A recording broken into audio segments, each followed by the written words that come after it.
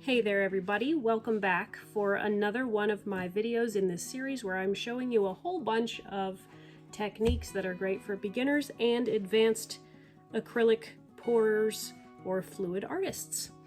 So today I'm doing something using the bloom technique, which is one of the acrylic pouring techniques that's notoriously tricky and expensive. But I'm going to show you how to do a bloom swipe today using inexpensive materials and still giving great results. So most bloom pours, as the pouring medium for the colors, it uses an untinted house paint mixed with polyacrylic, and then you've got Australian Floetrol for the Cell Activator, and then you've got a pillow, which is just house paint, and you have to buy all these materials. I'm doing everything with essentially one thing: apple barrel pouring medium. Okay, so this is my pouring medium that's in all my colored paint. It's also in my pillow paint, so the base coat that you put on before the colors. Okay, so that's what I'm using, and then let me show you my Cell Activator. So most bloom pours call for Amsterdam paint mixed with Australian Floetrol as the Cell Activator, but Australian Floetrol is super expensive. So I actually got inspired by Molly's artistry to just mix it with water, and it works really well. So this is just Amsterdam white paint mixed with water until it runs easily off of the stick.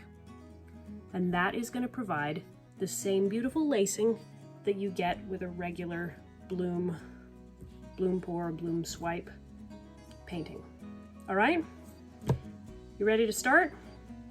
Okay, so my colors, I have this sort of teal. All my colors are mixed. They're mixed kind of thick. They're like a flip cup consistency or slightly thicker.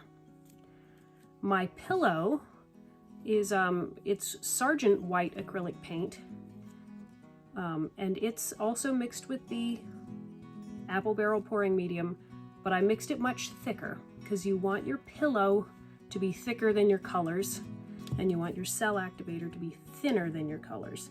That helps make the effect. So I have this teal, I have metallic magenta, some yellow, and some of this purple. And those are all from different brands of paint. So your brand doesn't really matter that much. You just mix it with the apple barrel pouring medium until it gets to that thick, easily flowing consistency. Okay, let's move these out of the way and start putting paint on the canvas. I've gone ahead and taped the back of my canvas because I know this one is going to be messy. All right, so the first thing to do is put down your pillow. If you don't have enough pillow paint, you're not going to be able to stretch your paint the way you want. Actually, that looks like way too much because it is so thick. So I'm going to take a little of that off. I've been experimenting with blooms, and you can do them with a thinner pillow, but I'm trying to get a particular effect, so I'm going for a thicker pillow paint this time. Okay. Let me scoop that up just a little more.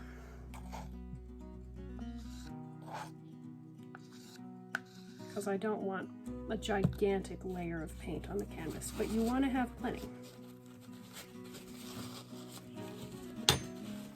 Okay. So there's my pillow, and I want to stretch it pretty far out to the edges. Since this is a swipe,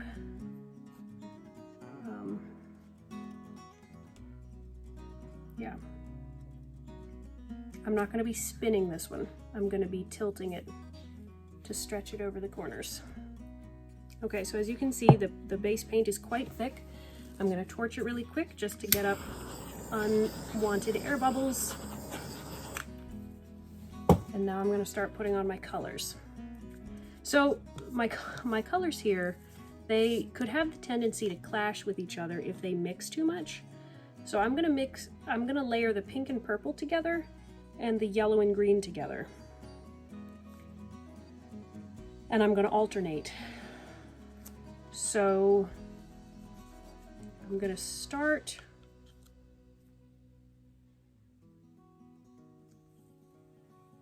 So I'm going to do a series of puddles, is basically how it's going to go. So I'll start with green in the middle, and this is getting more complicated than it has to be. If you pick some colors that don't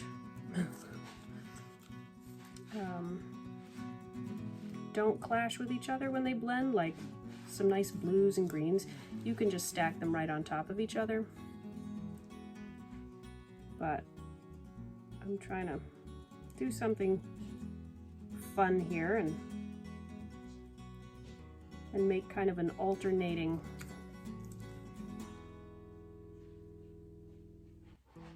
brightly colored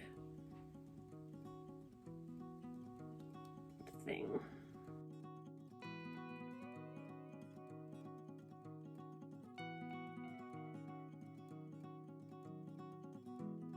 And now I'm going to put on top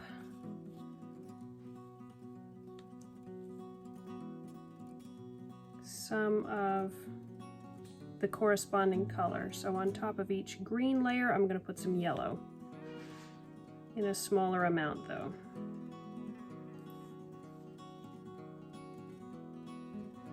And the reason I am stacking them on top of each other is just so that you're able to have the cell reaction of paints stacked on top of each other. When they rub across each other, paints interact.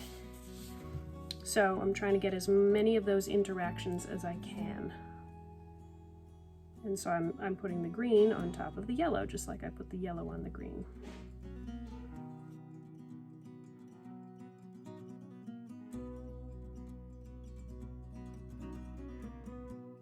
So I don't have a perfectly straight line here, but it's pretty close.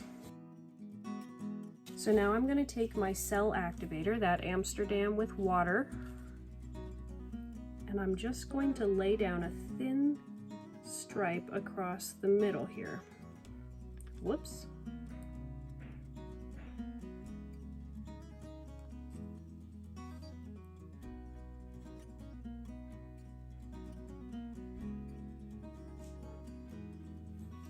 Okay, this is actually sinking a little bit, which means I put in a little too much water. Do you see how it, I'll show it to you. Do you see how it looks kind of cloudy, like it's a ghost?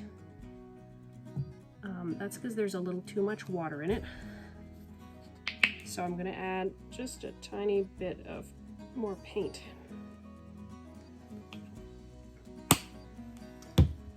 And mix that up.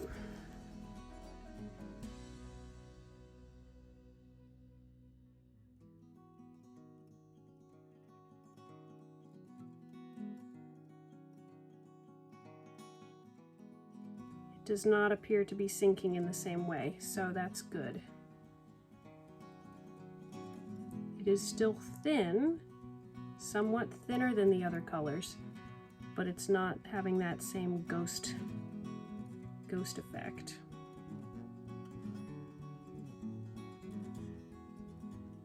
Okay, so it's kind of a wiggly stripe of it. Hopefully that doesn't give me problems.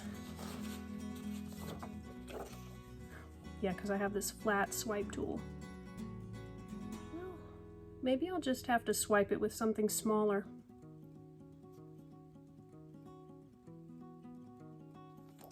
Or maybe I'll just blow with my straw to kind of expand the line.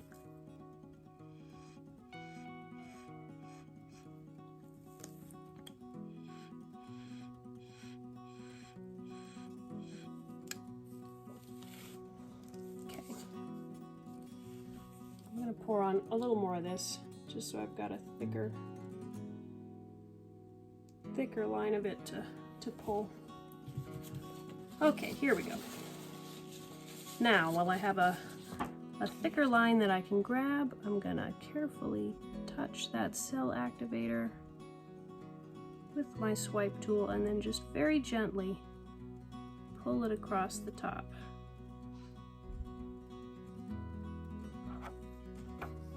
And I'm gonna scrape it here along the corners because those will get covered, but I want plenty of paint.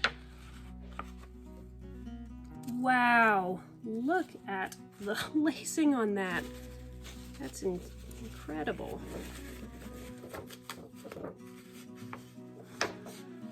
Just scraping off my swipe tool really quick. Okay, I just have to show you this. This is amazing. Look at those cells.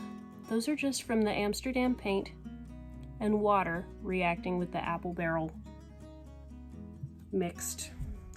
pouring medium mixed paints. Really, really cool. Okay, so I've flipped it around, and now I cleaned off my swipe tool, and now I'm gonna do the same thing. Touch it in here, get it flat across, and then gently pull it back.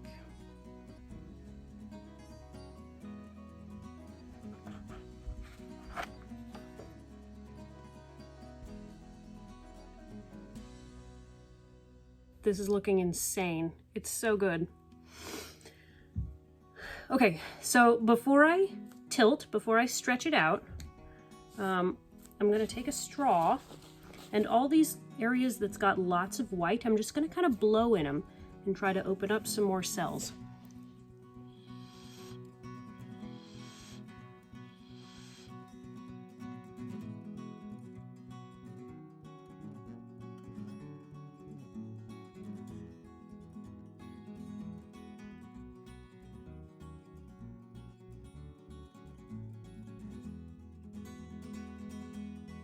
So I have quite a thick center line here because in order to get a solid straight line for me to grab with my swipe tool, I had to add a lot more of the Cell Activator than I wanted. It'll be okay though, because as I stretch it, that'll get thinner and hopefully it'll let some more of the colors show up underneath. Okay, before I stretch, I'm gonna add just a little bit of pillow paint to these areas, like this part didn't get covered at all, and to my corners, just so that the areas that are hard to cover will get covered more easily.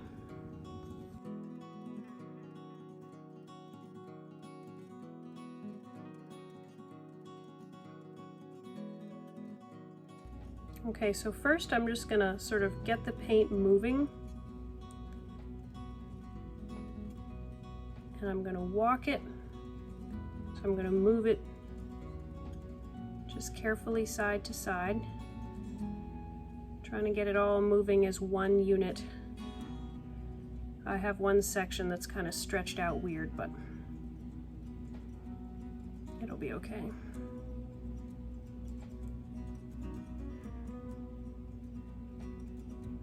Get it over that corner. Oh my.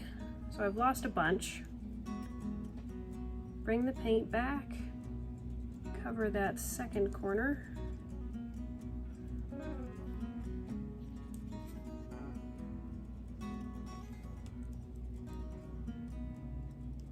And bring the paint back.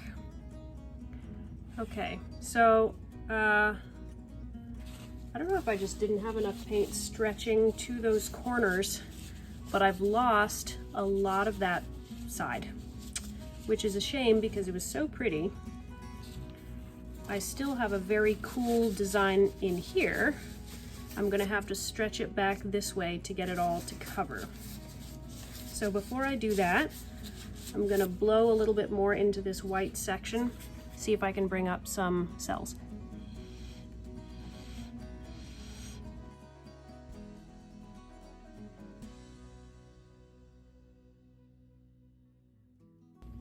I've got some cells coming up, which is great. The paint also hollowed out where I blew, so I have to wait for it all to come back into one layer before I can stretch the paint.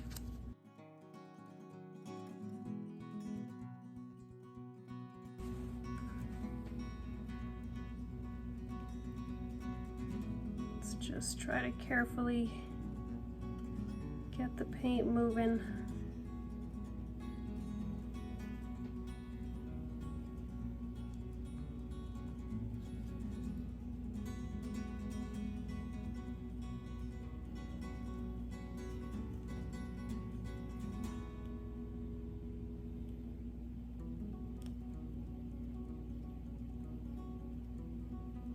Over the corner, over the corner, over the corner. Okay, got it. Hold it back, bring the weight back a bit, and then take it over that last corner. Now, if I had spun this painting instead of stretched it by hand, it would have spread much more neatly.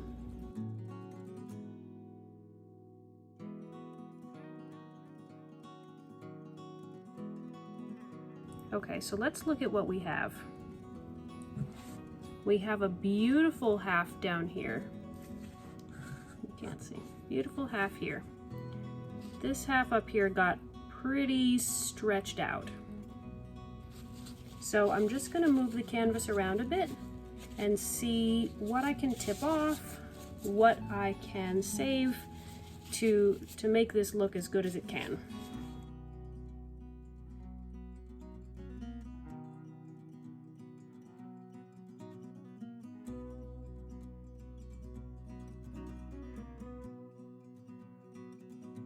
I think that's about as good as I can get on the stretch. And it's looking, I mean, it's very cool. Let me take off these messy gloves. It's looking really cool. We got beautiful lacing down here. It just went all strange in the middle where it stretched the wrong way and then I blew and then it was uneven.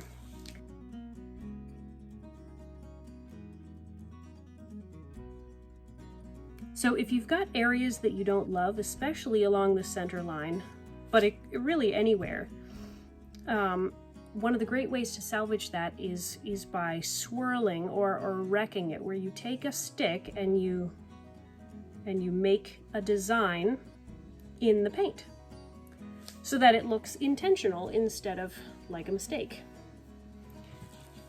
So I'm gonna take a popsicle stick and I'm just going to add some spirals here to the middle.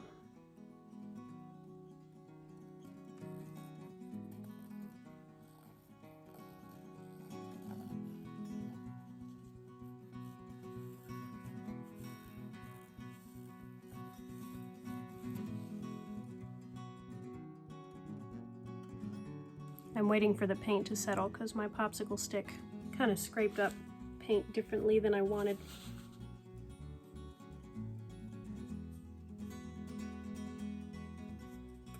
I'm going to try going the other way here in the middle.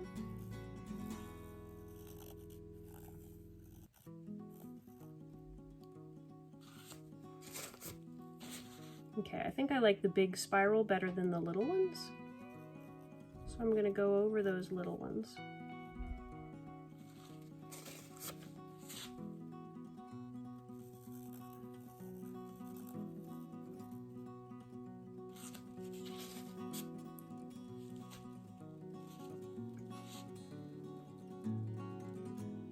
Okay, I'm just letting the paint settle because I scraped it kind of down to the white canvas surface. I don't really want it to stay that bare. So let me just see if it spreads itself back out or if I need to coax it.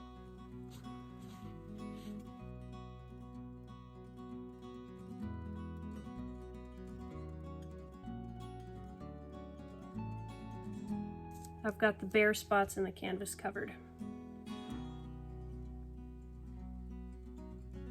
So the swirl really helps mask that strange area.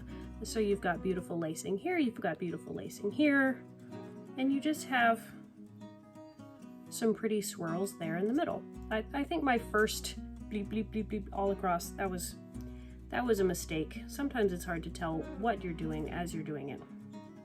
But you can tell later that was wrong.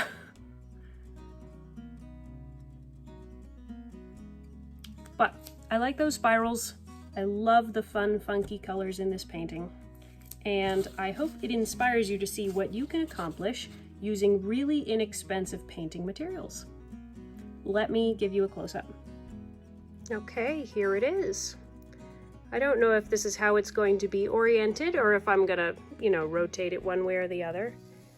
But look at how pretty that lacing is. I love the white in the yellow on top of the green. It looks like it's glowing. And then those are my swirls. I cleaned them up just a little bit after I turned off the video. So those, they're not the best swirls ever, but I hope they show you how you can hide kind of an awkward section in any painting really, but especially in these bloom swipes and bloom paintings. So I hope you join me for some of my other technique videos. Thanks for watching. See you next time.